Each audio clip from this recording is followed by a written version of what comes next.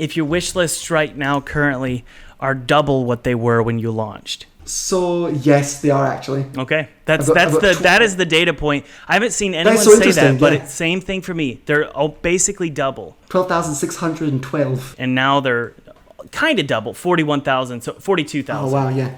And so there's a lot of wish lists. And so I wonder if those will over time, bit by bit, turn into actual sales. I don't know, man. I don't know if they're gonna convert. I really don't.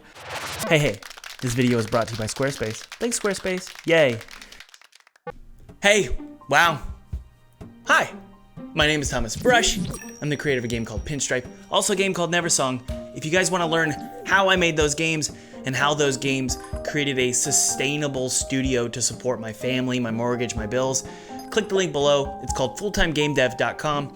It's a comprehensive online platform where you guys can learn all of the things that I learned in the past decade of being a full-time game developer. So click below, get notified when it launches, and hey, when it's on sale. I think that's really important, right? That's what you care about. Okay, so I had the coolest conversation with someone I've wanted to talk to for the last 2 years, I think. His name is Noah. Some of you know him, and he runs a YouTube channel called Blackthornprod. It's a game channel that's similar to mine. It's all about game development, but it's like this much better. Actually, it's probably like this much better than my channel. It's amazing. He's a really smart guy.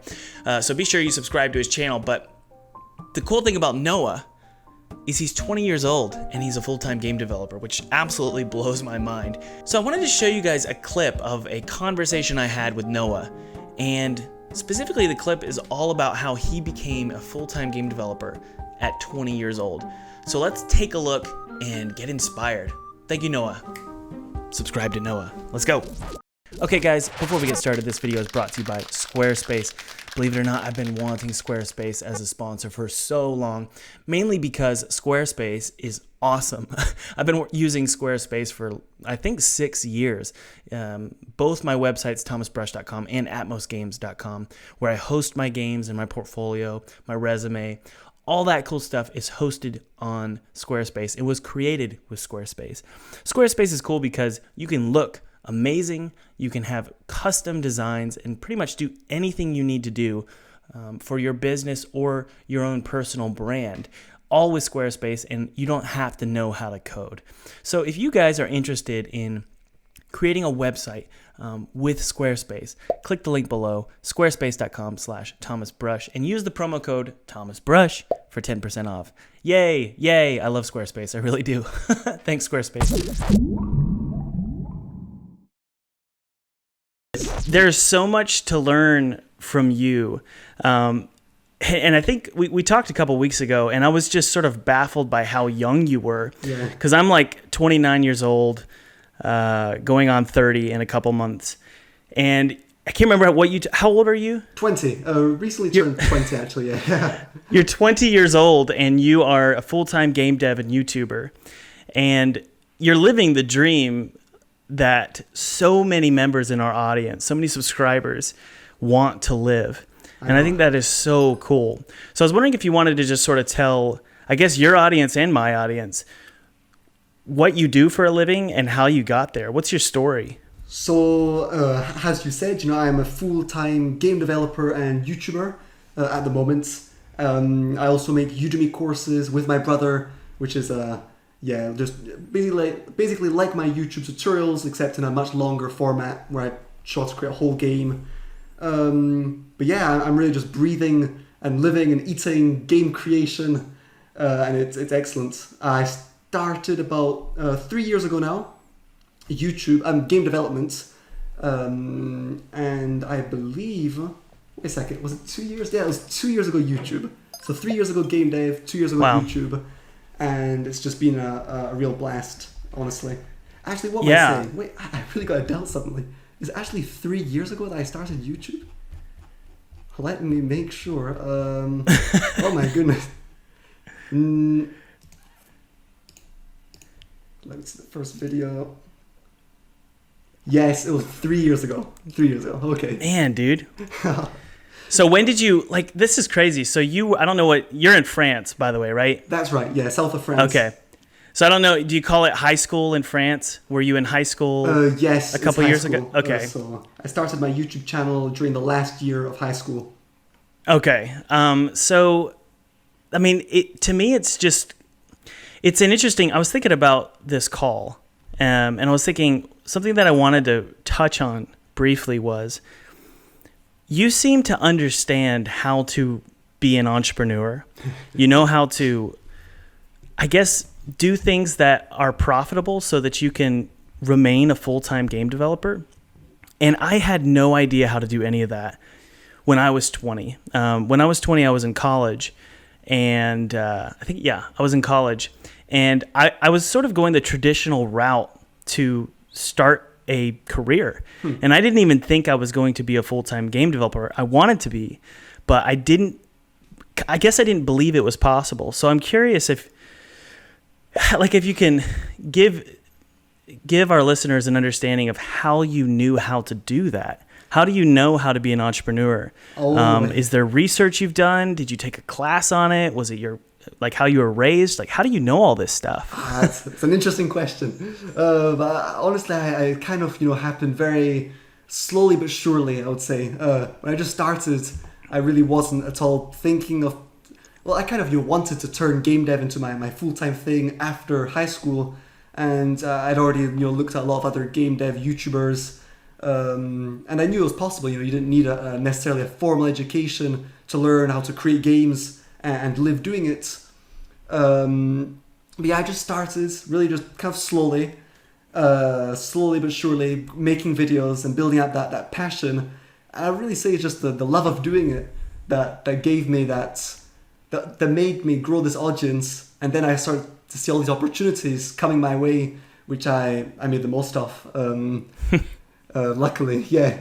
But I didn't actually just take a course on entrepreneurship or anything. It's just I enjoyed creating games. I wanted to find out really how to continue doing this.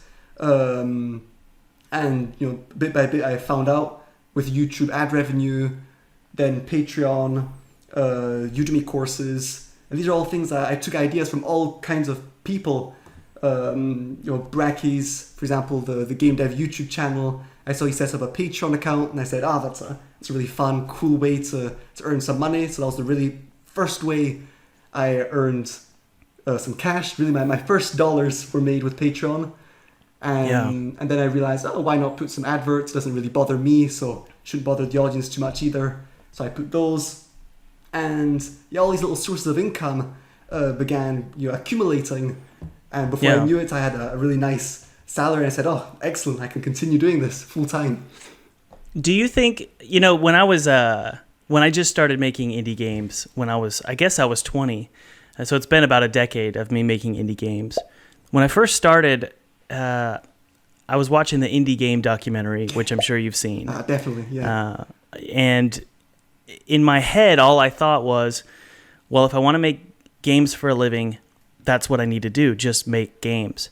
But I'm learning that, and what I'm advising my audience, whether it's my YouTube channel or the online course I'm working on, what I advise my audience to do is not just make indie games, but do a lot of different things at once, and not put all of your eggs in one basket, but instead, focus on a lot of different revenue opportunities. That's a really good even piece if it's of advice, small. yeah. I'm curious if what your advice is for your audience agree with and you, my Thomas. audience. Yeah, it's a much more reliable way of earning a steady flow of income when you're relying on different sources, which has really worked well for me anyway.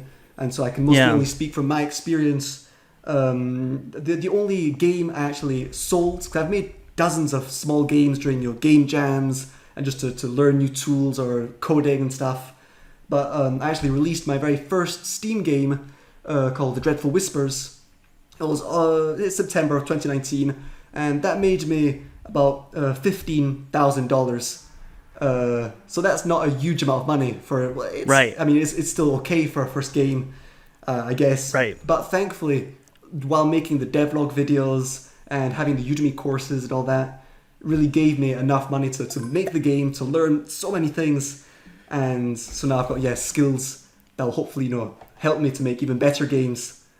And yeah, perhaps one day really make a lot more with just games. Right. But yeah, in the meantime, if you're a beginner, you can just start making games as your full-time job by just making videos about your progress from like kind of zero to hero. Just show how you're learning stuff through YouTube, for example. Like you and I, Thomas, like we've done many YouTube videos. And yeah, just show that, be honest that you're not really good yet, but that you're learning. And post every week, just a little video, even if it's just Stickman and it's not really interesting or fun. But if there's like passion behind it and you're really like willing to learn and you're asking your community for advice, that I really think is possible to build up an audience, even if you're not that great at game dev just yet. Yeah. Do you think you would have finished Dreadful Whispers if you had, like a full-time job at it, like a desk job in a cubicle somewhere? Do you feel like you would have finished that game at the quality that you had released it? Or do you feel like you wouldn't have had the time to do it? Oh, hard to tell, really. I hope.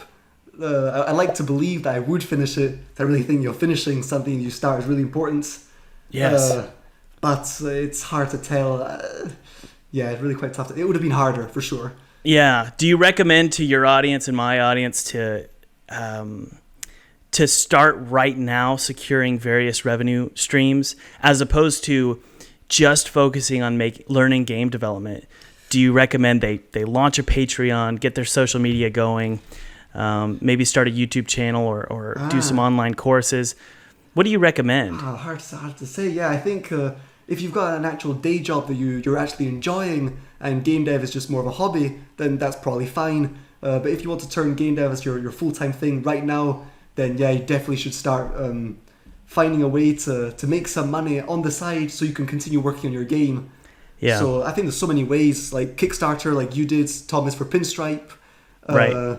Or finding a publisher. But YouTube's a really easy, nice way to start if you've got zero skills and you don't have the actual skills to make a really awesome looking game to sell people on Kickstarter.